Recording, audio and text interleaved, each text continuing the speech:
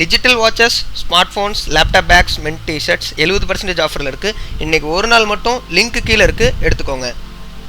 நடிகர் தனுஷ் அப்படின்னு சொன்னாலே ரொம்ப சின்சியரானவர், பொறுப்பானவர், நல்ல மனிதர் அப்படின்னு ஒரு காலத்தில் பேர் இருந்துச்சு.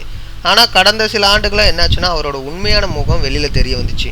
முதல்ல அமலாபால் விஷயத்தில் அவங்க பெயர் ரொம்பவே அடிபட்டுச்சு. நல்லா போயிட்டு இருந்த நடிகை அமலாபாலோட மன வாழ்க்கையில் திடீர்னு புயலாக உள்ளே பூந்தார் நம்ம தனுஷ் அப்படின்னு திரையுலகம் சொன்னாங்க. அந்த பிரச்சனையில் செம்ம கடுப்பான நம்ம ஏஎல் விஜய் என்ன பண்ணார், அமலாபால்கிட்ட இருந்து விவாகரத்து வாங்குறேன் அப்படின்னு சொன்னாங்க. அதுக்கப்புறம் அமலாபாலையும் கண்டுக்கவே இல்லை நம்ம தனுஷ்.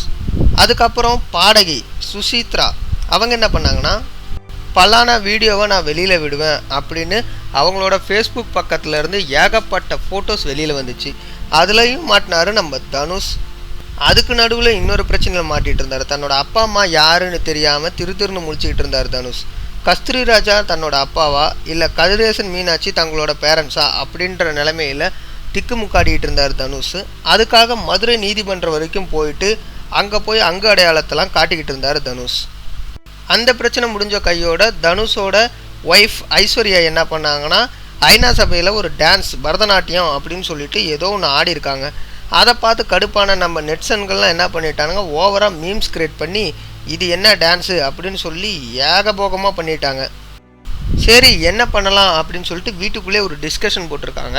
அந்த டிஸ்கஷனில் என்ன முடிவு எடுத்திருக்காங்கன்னா, நிலைமை கைநீறி போய்கிட்டு இருக்குது, இதுக்கப்புறம் விட்டோம்னா சரியாக வராது அப்படின்னு சொல்லி முடிவு எடுத்திருக்காங்க. உடனே நாட்டிய பேரவழி நம்ம ஐஸ்வர்யா என்ன பண்ணியிருக்காங்க, தனுஷை கொஞ்சம் கண்ட்ரோலாக வச்சுக்கணும் அப்படின்னு சொல்லிட்டு அவர் எங்கே போனாலும் அவர் கூட ஷூட்டிங்க்கு போயிடுறாங்களாம். மேலும் அதுதான் அவங்க மாமனார், அதாவது நம்ம சூப்பர் ஸ்டார் ரஜினிகாந்தோட முடிவும் அதுதான் அப்படின்னு எல்லோரும் சொல்கிறாங்க. அப்புறம் நம்ம ஐஸ்வர்யா கொஞ்ச நாளாக என்ன பண்ணுறாங்கன்னா, வெளியே எங்கே போனாலும் கணவனே கண்கண்ட தெய்வம் அப்படின்னு கூடயே போகிறாங்களாம். சரி ஏதோ நல்லது நடந்தால் நல்லது தானே, இன்னும் என்னென்னலாம் செய்ய இருக்காங்களோன்னு தெரியலையே. அப்படி தான் நீங்கள் நினைக்கிறீங்க? இந்த வீடியோவை பற்றி நீங்கள் என்ன நினைக்கிறீங்கன்னு கீழே உள்ள கமெண்ட் பாக்ஸில் மறக்காமல் தெரிவிங்க. இந்த வீடியோ உங்களுக்கு பிடிச்சிருந்துச்சுன்னா, குறிப்பாக நம்ம ரஜினிகாந்த் உங்களுக்கு பிடிச்சிருந்துச்சுன்னா, தனுஷை பிடிச்சிருந்துச்சுன்னா நம்ம வீடியோக்கு ஒரு லைக் கொடுங்க.